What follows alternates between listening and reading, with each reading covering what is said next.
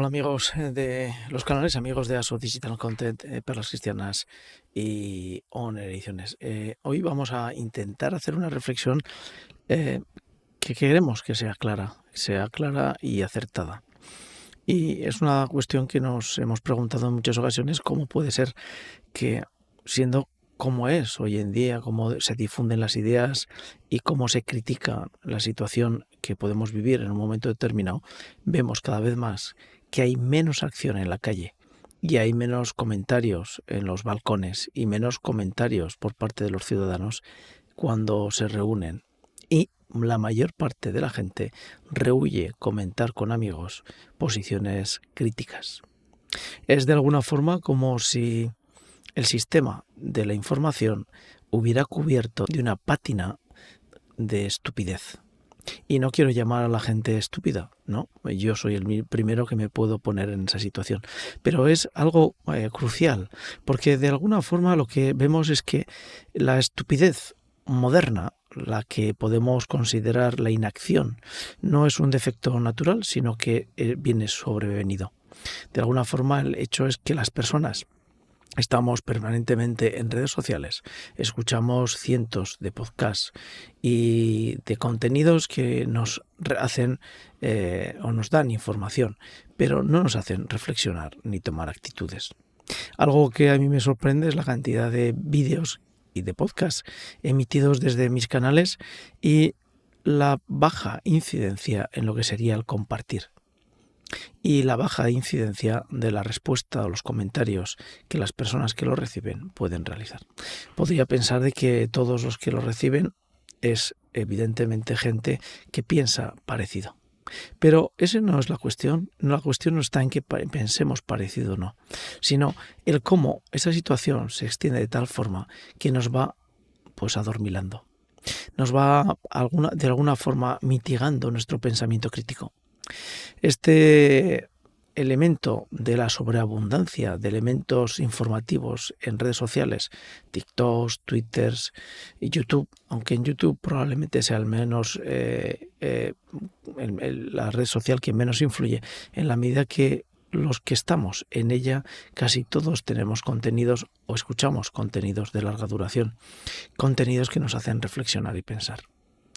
Pero la población que está aumentando cada día en el uso de las redes sociales, cada vez se nota que cada día actúan menos, hablan menos, comparten menos y toman decisiones que puedan influir socialmente.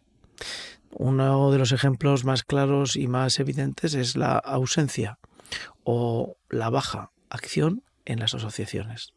Si ustedes van al registro civil, dentro de su comunidad podrá encontrar de que pocas asociaciones nuevas se crean. Pocas que no tengan interés económico, porque muchas de las asociaciones que se crean son simple y llanamente porque detrás hay un trasfondo económico, un beneficio económico que más tarde o más temprano se va a convertir en una forma encubierta de negocio. Pero ese es otro tema. Lo que podemos decir claramente es que todo esto nos lleva a que nos están manipulando con el algoritmo nuestra capacidad de atención.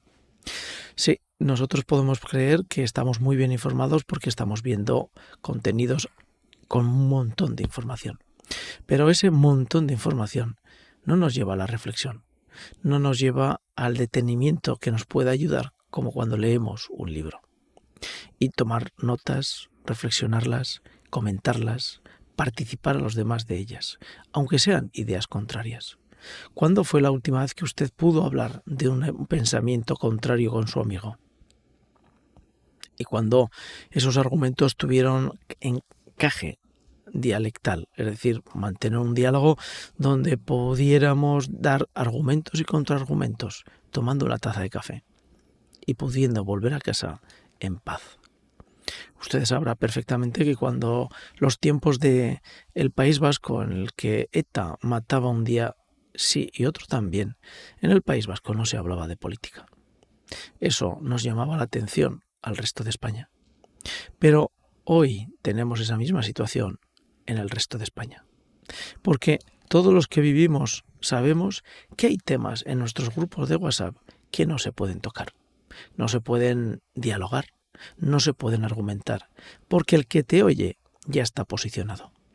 De alguna forma, lo que estamos viendo es que toda esa información convertida en algoritmo nos posiciona, pero sobre todo nos manipula. Nos da el argumento preciso que nos permite rechazar cualquier argumento que venga de un amigo, de un conocido, de un vecino. No nos detenemos en pensar si ese argumento lo podemos utilizar, pensar, rebatir o buscar una objeción. O, por qué no, hacer lo propio. Así pues, vemos cómo los algoritmos de las redes sociales no nos están ni educando ni informando, nos están adormeciendo, nos están paralizando. Y ese es el grave problema que tenemos, que no nos damos cuenta de que conforme más utilizamos las redes sociales, más nos polarizamos y menos pensamos. Las redes sociales nos permiten, evidentemente, acceder a información fuera de la más media, fuera de la prensa tradicional que está hoy por hoy pagada por todos los estados.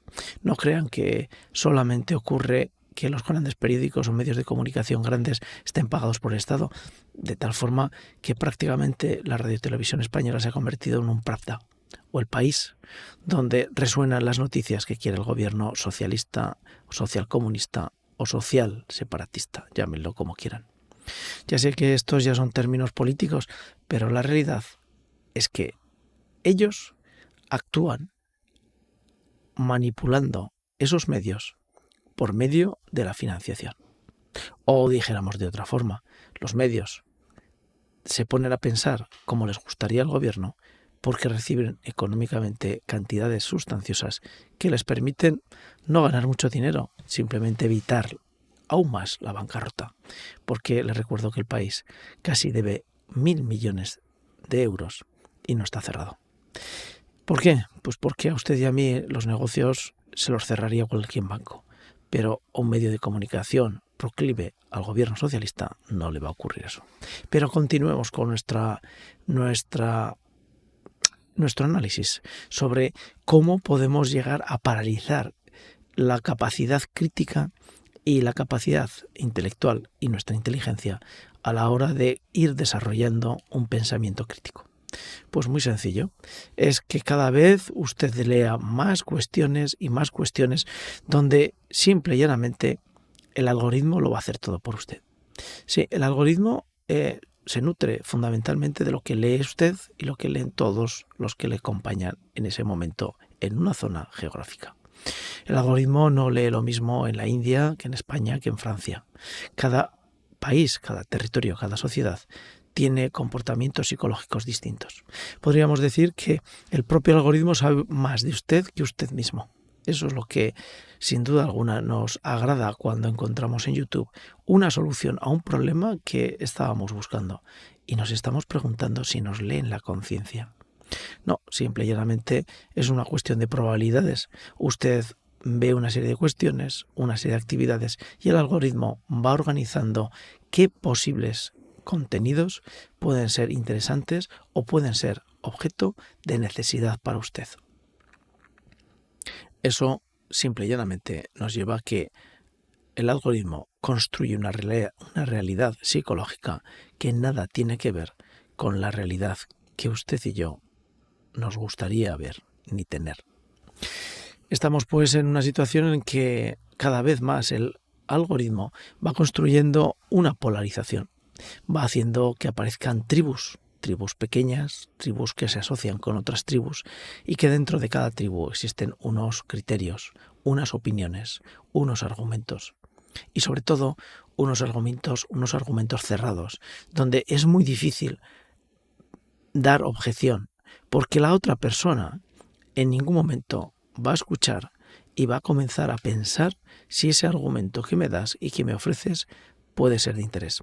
No le digo nada cuando ya utilizamos esa polarización en el sentido de lo importante no es que te robe una mujer, es que yo defiendo a las mujeres.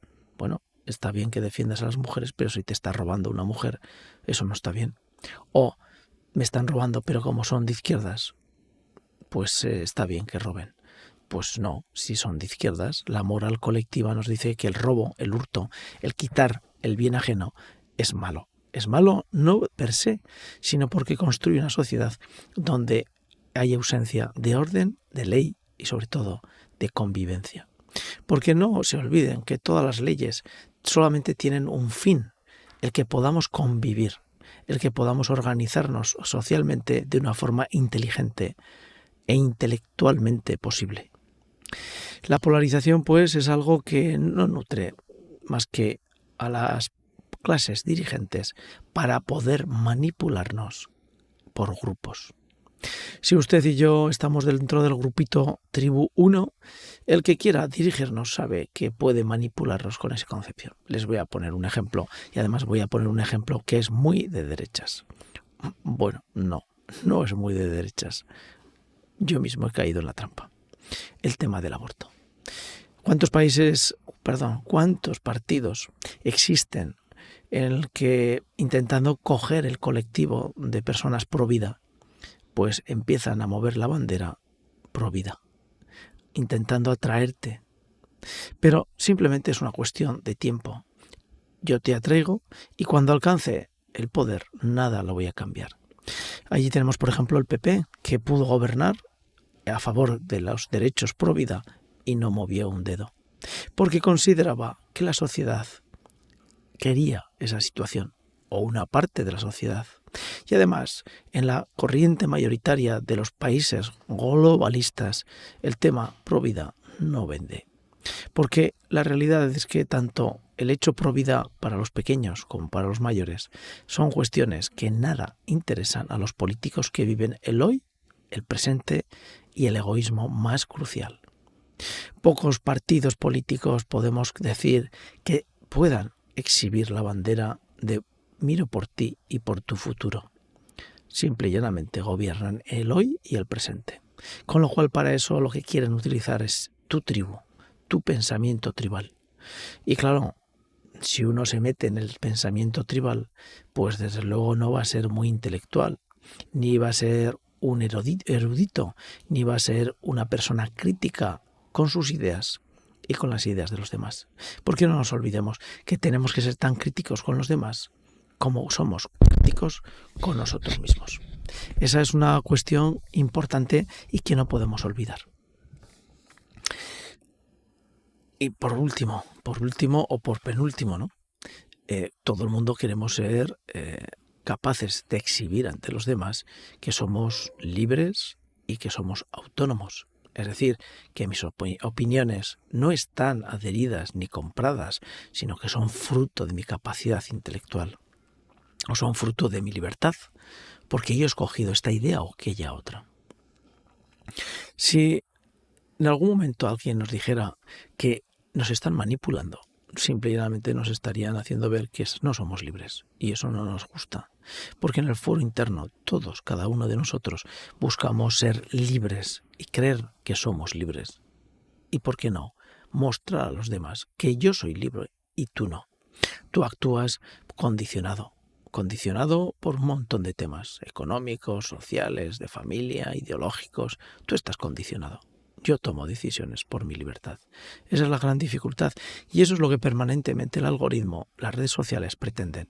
Pretenden darte la clara idea de que tú vives en libertad y que tú eres capaz de decidir, cuando la realidad es que no decides nada. Eso lo vemos claramente con el tema pornográfico. Yo soy capaz de tomar la decisión de ver pornografía o no, pero ¿por qué no vas a ver pornografía? Es tu acto de libertad. Tú tienes derecho a ver pornografía porque eso demuestra que eres libre. Es una contradicción porque la realidad es que ya los estudios sobre el tema nos han dejado claro que la pornografía nos hace adictos a la dopamina. Y la dopamina es simplemente tener un estímulo cerebral positivo. Positivo es decir, que actúa y que de alguna forma cubre nuestros momentos de debilidad o de depresión o de sin sustancia, es decir, momentos que estamos más vacíos que la cáscara de una nuez. Por eso no estamos actuando libremente. Pero sin embargo, de entrada, cuando comenzó la revolución sexual, allá cuando inventaron lo del Playboy como revista, pues estaban vendiéndolo como un acto de libertad. Y desde ese acto de libertad hemos llegado a la esclavitud de la dopamina. Que la esclavitud de la dopamina es tan alta como si fuera el mismo juego o el mismo alcohol. La cuestión diferente es que en el juego uno ve el movimiento que hace y cuando se esclaviza con el alcohol también se ve porque tiene forma de vaso y de líquido.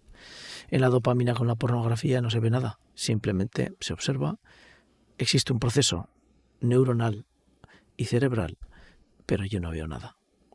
Y lo que es todavía peor, todos los que están sujetos a una droga creen que lo pueden dejar mañana. Amigo, cuando deciden mañana dejarlo, se dan cuenta, ahí están los amigos del tabaco, que el tabaco los tiene amarrados y no es fácil soltarse. Así pues que todos estamos intentando vivir en el mundo de creernos libres y autónomos y que nadie nos juzga, nadie es absolutamente nadie.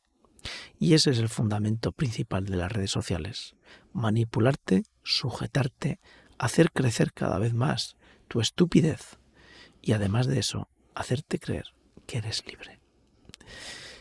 Y andando la carrera, pues tenemos una responsabilidad y una oportunidad personal y es resistirnos a ese algoritmo y empezar a construir un mundo diferente por nuestras acciones. En Internet, cuando uno empieza a navegar, ve en muchas ocasiones pues podcasts o vídeos que terminan con un llamado a la acción. Es de alguna forma algo que te impulsa a que hagas o digas algo en favor o en contra de lo que has oído o escuchado o visto o leído. De alguna forma, esa es la capacidad que tenemos cada uno de nosotros, aumentar nuestro espíritu crítico. Ahora existe nuestra situación de ver cómo la inteligencia artificial pues nos arroja información y podemos escribir cualquier cosa y la inteligencia artificial nos va a contestar. No sabremos si es correcto o no. Ahí está y radica el gran poder nuestro. Si estamos formados, si nos hemos cultivado, si hemos sido capaces de leer en profundidad temas durante semanas, días o años, si hemos tenido la oportunidad de estudiar con tranquilidad temas, podemos saber que la inteligencia artificial nos está dando una información errónea, positiva o, ¿por qué no?, exponencialmente enzimática. Es decir, que nos va a conseguir colocar en un nivel de conocimiento y de inteligencia o de aproximación a un tema que nos hubiera costado mucho esfuerzo alcanzarlo. Pero no nos olvidemos, necesitamos previamente haber trabajado esas ideas, reflexionado, estudiado. El bolígrafo, el papel, el libro, el subrayarlo es fundamental para que la red social, el algoritmo, no nos domine y no nos esclavice o no nos idiotice o, ¿por qué no nos haga estúpidos superficiales. Y esa es la gran reflexión, que necesitamos escapar de todo esto, que necesitamos construir una sociedad donde sea justa, pero sobre todo exista la verdad colectiva y que exista la verdad que nos lleve al bien común, donde la verdad, el bien común, permita florecer la justicia. Un mundo sin justicia no puede ser un mundo donde se pueda sobrevivir. Donde la tiranía exista, solamente habrá esclavos. Donde la verdad no exista, lo único que habrá será personas que creen en mentiras. Y esas mentiras les doblegarán. Esto es lo que de alguna forma me ha llevado a pensar el hecho de que uno puede estar publicando temas y temas y temas y puedes estar viendo un montón de vídeos que sacan a la luz información que en otros momentos hubieran sido motivo de dimisiones rápidas y fulminantes y hoy nadie ni dimite ni se avergüenza de nada. ¿Por qué? Porque hemos convertido todo lo que vemos en puro entretenimiento, en puro espectáculo. Es decir, puedo estar viendo la masacre de Nigeria de cristianos y se convierte en una noticia entretenida. Sí, lo digo bien, en noticia entretenida. Simplemente nos ha hecho pasar el tiempo. Pero voy a hacer algo. voy a promover entre mis vecinos el hecho de que seamos conscientes de que en el mundo hay asesinatos, muertes, persecución a cristianos y que el cristianismo en algunos países es absolutamente perseguido porque existen otras religiones que son capaces de generar tantos o más mártires que en todos los años anteriores, los siglos anteriores del cristianismo. De alguna forma tenemos que pensar que hay que escapar de las redes sociales, de utilizarlas como puro entretenimiento. Y eso se consigue de una forma muy sencilla. Si uno utiliza las redes sociales para formarse, entonces ya no es entretenimiento, porque lleva detrás un trabajo de reflexión y de pensamiento. No es leer las noticias del periódico, lo he leído hoy, el mundo está muy mal, lo cierro y ahí se queda. No, lo cierro y empiezo a actuar, empiezo a hablar, empiezo a asociarme, empiezo a buscar colectivos o personas que quieran ayudar a cambiar el mundo o la sociedad a mejor. Y a mejor siempre va a ser lo mismo. Bien común, justicia, verdad. Libertad al final. Pero si lo cambio los términos y pongo la libertad al principio, pues ni va a existir bien común, ni va a existir justicia, ni verdad, porque esa libertad primera va a estar totalmente corrupta y me va a doblegar. Hasta aquí esta pequeña reflexión que lo que intenta es que ya de por sí convirtamos las redes sociales en algo de pensamiento y no de entretenimiento. Que nos saquen de esa estupidez moderna, superficial, y que nos hagan personas capaces cada vez más de vivir para los demás y construyendo un mundo mejor. Que ese es el fin último de toda nuestra existencia. Hasta la siguiente aquí en los canales amigos de ASO Digital Content, ON Ediciones y Perlas Cristianas. Hasta la siguiente.